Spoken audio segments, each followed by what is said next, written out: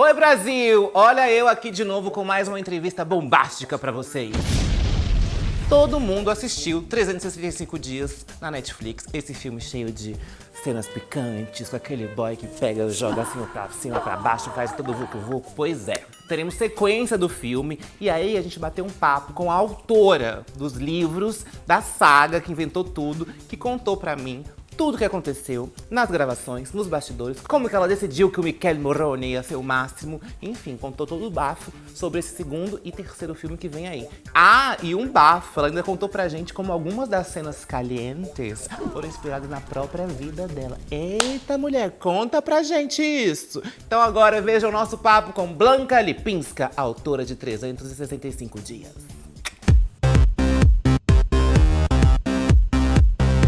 It's so nice to talk to you finally. I'm so happy we could make this. Hi. So this day is finally available here in Brazil, and I'm sure it's going to be a sales hit. So when did you write the first copy of the book? And what do you think is most surprising about the sequel when compared to the first one? You know what? The first book and the second one, in the beginning, it was one book. It was whole story. But when you finish the book number 2 this day, you will see why I have to make a third part. But I don't want to say anything more. So I created one book and it was 365 days. Then I cut them like for the 365 days this day, and then I create the next 365 days. You will see why. I'm excited. I hope so. So if my research is correct, you were a cosmetologist before becoming a writer. And you also worked like with different things like makeup, hypnosis. When did you actually realize that you could write? And I was the specialist of the hotel management, like Laura. It was the main thing what I do in my life, like work. And I never realized that I can write. You know, it was like I start to make my first book, and the last probably, because my boyfriend 7 years ago, he don't want to make love with me. So I have to create that love, or maybe let's say how it is, I have to create a fuck. So yeah, so I never realized that I can be a writer, but I am the author, the first of all, and the second, I'm just a woman with big desires and with a guy who don't want to do it anything with that. So then after all the career changes you had, 365 came to life. So I know some parts of the book are actually related to experience you actually went through in real life. Martin, for example, was just like one of your exes. So what else in the story is real? What else have you lived? I always say that this is like 85% of the real story, but I will never tell you which part is real because I don't want to. This is my private life. There is a lot of my private life and of fiction, but I want to keep my life for myself. So nope, I never asked for that question. Leave that for the imagination, right? Yes. So actually, Massimo and Nacho, I know that are inspired by real people, real men. So I want to know which like aspects of their personalities are really represented by the characters. It's like, I think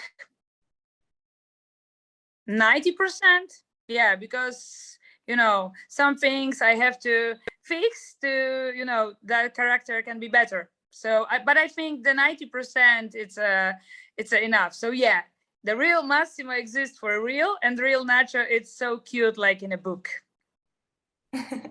Amazing. So I know there's some comparisons going on about your trilogy and also 50 Shades of Grey.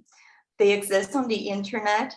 Does it bother you, or are you okay with that? How do you react to that? You know what? The thing is, like, this is a two very popular book in the same from the same level. Like, this is the erotic book. So we have to remember one thing. The guy, he is always handsome. He's almost always rich. He is tall. He have a supercar. jets, sometimes some yachts, and blah blah blah blah blah. He's powerful, and so why? Because woman likes guys like this. So this is similar, and in the story, only similar in my opinion. It's that part, like, and he is not like a pussy. He is a real man. Because women, we are missed about the real guys. So it's similar, but I don't see a lot of things what is similar more, like between 365 and 50 Shades of Grey. Okay. Only the success, let's be honest. Yeah. So now let's talk a little bit about the last two movies, because you guys started shooting both of them on May 14th, and you finished everything on the 4th of August. So that was like 3 months. I feel like you broke some record there because you wrapped things up super fast. So how did you do that, and what was the biggest struggle? You know what? It was the first one was even harder because I hear that, for example, 50 Shades of Grey, they prepare that for the production, like from the beginning of the thinking, like we want to make a movie till the premiere. It was like 3 years. We make it for the 10 months whole with everything, and we have to find the Massimo, and right now it was sometimes more easier, sometimes harder, because the success of the movie opened a lot of doors, but we have a lot of problem with the title, because it is how it is. And it was quite fast, but people from Poland, we know how to make a movie, so we have a great big team, very focused on work. And our actors, especially our main actor, Anne-Marie, because she play each day, because this is the story. Let's be honest, this is the story about the woman. So Anne-Marie, she can be really tired after that production, but she had a great job. She did it like the superstar. So you can see that in the second and third part. Oh, amazing. That's super cool. So after the 3 books, you're still able to impress the audience, and you always bring like different things to the table. What is the secret to it, and where do you get inspiration from, especially when it comes to the sex scenes? From my life. You have a pretty cool life then. You have to remember that you cannot write about anything what you don't know. Mm-hmm. So you have to put yourself to your books, to your story. And even in a movie, I am a director of the sex scene. So I have to create them inside of me. So sometimes it's like when I'm on the set, because it was different when I create the 365 days book. It was different because it was inside of me, was big desire. And like I told you before, my boyfriend don't want to have sex with me. So I don't have a sex like 1.5 years. It's a long time, girl. It's a long without anything. So I have many different things in my head, what I want to do, mix with this, what I do in my life before this guy. So it was quite natural. But for example, in a movie, it's different because I go on a set and I see the location and I start to think like I stay in this location. I'm almost always I'm alone, and I start to thinking about what I want to do in this place with this furnitures, with all these things, what I see, what I have, and what kind of emotions have my characters in a movie. So it spends me sometimes like couple hours or even couple days, because when you will see the second part of the movie, I can tell you about the most hard and difficult sex scene I think what I ever made, and I think in the movies in whole over the world right now we don't have a sex scene like this, but I will tell you that after you will see that. Okay, promising. Yeah. So now thinking about the actors, in terms of like nudity scenes, do you guys set any boundaries on what's okay and what's off limits? But in a sex scene, you're asking me about the sex scene? Yeah, any scenes like when it comes to nudity. Yeah. Of course, because we are the Netflix original, we have a respect rules. So this is the thing, like it's very helpful on a set because we talk a lot with our actors. They can tell us we don't want that, but maybe we can create something more like this. And so we always listen to people. We always listen all the crew, because you have to know that for one movie works on a set, it's like 100 people in the same moment. So, different departments have a different point of view on the same situation. And in the end, there is creators, there is a director, there is a producer, actors. And then sometimes we have just brainstorm, it's like we work like a team.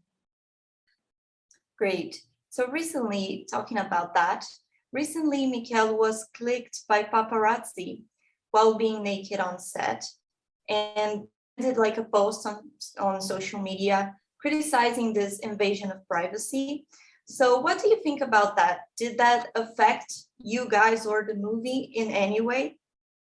It was, it was horrible for everybody, because I know from my life how paparazzi and the photos can be painful. And it was, I even don't know how to explain to you my feelings in Polish, but I have to say a lot of bad words. And right now I try to find something similar, but not so spectacular. But for the public person, we have to remember that we are humans and we have the same feelings like everybody. So I'm not sure that this photographer wants to see himself, or for example, his child, if it's teenager, for example, and he goes somewhere and in whole other world, people can see his son or his daughter naked.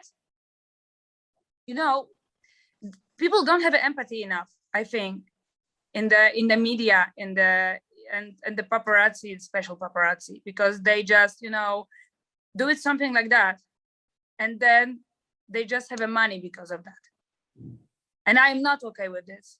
And like a Blanka Lipinska, like the author, like a star, and like a friend of Michele Morrone, it was very hard moment for all of the crew, and especially for Michele. Yeah, I can imagine that. I'm glad you could go through that. So was it challenging for you to find the right actors to portray the characters you envisioned when creating the story? What do you think Michele, Anna, and Simone added up to the parts once they embarked in this journey? The most hard thing was to find the Laura, because I tried to find myself, and it was mistake. It was wrong, but I don't know how to make a movies, and it was in the first part. So it was like more like 2 years ago. And my producer Tomek showed me a photo of the girl, and he asked me, "Who is he on a picture?" And I say, "Of course, it's me." And he told me, "No, look at this girl." And Anne-Marie have the same photo like me, with even we have the same clothes, with the same hair. And I say, "Oh my God, I want to meet this girl." And when she come to the casting, she was just brilliant. She have a perfect body, perfect character, because we have to remember, because sometimes our fans don't remember about it, they are actors. And when I meet Michele, oh my God, I remember that day. It was that hot day, and he was so handsome. Oh my God, he was so handsome. But for me, like for the author, it's a very excited moment, and I was very nervous, very. And he, when I see him the first time, he was sitting on a he waiting for the casting with sunglasses, and I sit next to him and I say, he say something, but I don't hear his words because I was focused like, okay, you have a long legs, okay, it's nice, you have a great, yeah, you have a beautiful lips. I'm not sure this is the lips of Massimo. Oh, you have a beautiful teeth, because he smiled and talked. He's saying something. But I say, okay. My brain is not hear you. I'm watching now. And Michele stopped talking, and he take off his glasses. He looking at me and he asked me like, are you lost, baby girl? And I said, fuck, I'm so lost. Okay, got it. And then it just come to the casting and everything explodes. So it was like, yeah, it was. Oh, I love these memories. So it was Michele. And with Simone was different, because when Simone come to our first casting, I see a so beautiful guy with such a huge energy, you know. It was like he take his heart and give me, and I say like, oh my God, this is exactly what natural do in the same situation. And Anne-Marie say like, okay, I have some connection with this guy, like energy connection, and we all feel this. You know, you have to remember, Simone, he is a model. And like you can see in the second movie, he's the great actor as well. Yeah, I'm super excited to watch it. I think the second one is gonna be so good. So even though the franchise, like the first movie, 365, was such a huge success on Netflix, there was some controversy about Massimo and Laura's relationship. Some people thought it romanticized it like Stockholm Syndrome. So I want to know if you took that criticism into consideration when making the second one. My answer always is the same. Like, take all 3 books and read them, but take a book, because book, this is my story. You know, you have to remember that we cannot make like 100% of the book in a movie, because my book will spend for a movie like 16 hours, one book. So, but you have only like less than 2 hours of the movie. So this is like, I don't know, 15% of maybe 17% of the book. So the truth is inside of the 3 books, but not only on the first one. You have to know all the story, whole story, not only the beginning, because you know, the beginning, in the end, and in the end, you have 2 different type of stories. So I recommend, and always I answer on the same question in the same way. Take my book, read them, and then tell me that there is a violence, there is a, oh, okay, Stockholm Syndrome there is, but I'm okay with this, because this is like romantic, quite romantic for me. I am the author, and this is the, you know, this is the book for the adults people. You know, you have a more controversial, for me, more controversial example like Beauty and the Beast. This is the cartoon for the children. What is the difference between, okay, in the cartoon there is no sex, and it's okay. But what is the difference? Bella stay with Beast because she have to protect her father. Do you see a similar between this and 365? Yeah, it is. But this is the cartoon for the children, and my book, this is the book for the adults people. So if you have a brain and you know how to use it, you will know that you cannot kidnap no one, because it's wrong, and you can't be gangster and shot for the people just like that. Let's be honest, we are adults people, so you can read this book or you don't have to. This is your choice. Perfect. So do you believe it is possible for a woman to be a feminist and fantasize about these guys that we see in the movie? Why do you think people are so into them? Of course, you know what? Because they look straight, like, no, this is wrong. But this is about the desire. This is about the fantasy. My book, it's entertainment. You choose the book because, for example, you know why? I put on the first 3 pages, this scene with the hostess girl in a plane, because I know that people, when they decide what kind of book they will buy, they take a book, read on the cover about what this is book it is, yeah, and then they open and read only 3 pages. So if I show them on the first 3 pages what kind of book it will be, they can decide like, okay, this is book for me, or no, this is too much, and I'm okay with this. So I think, like I told you, we have a brain. So your last book is yet to be released in some countries, including here in Brazil, as well as the last 2 movies. So I want to know what comes next for you, because as you said, you don't seem like you want to write any more books, but can we as an audience expect to see another story created by you in the future? Of course, I even started to create a couple months ago a new script, and it will be erotic as well. Totally different story. You have to remember that we close the 365 days, yeah? The books and the movie right now we finish, and you will have opportunity to see books, to see the movies soon. But this project is end. 365 is end, and right now I'm focused on the movies, because you know what? In a movie, it's more fun, because when you create a book, you are alone with your book. Of course, it's fun, because it's like you can create your own reality. You can have everything what you want. You can look how you want and have some adventures and blah, blah, blah. And it's fun. But in a movie, you can touch all these things. So I create the new script, again from my life, let's be honest. Erotic one, about she is a writer and he is a famous guitar player, the rock star. Wow. Quite nice story. I'm excited to read that. You will see that on the screen. Yeah, yes, I'm sorry, yes, to see it. It's going to be even better.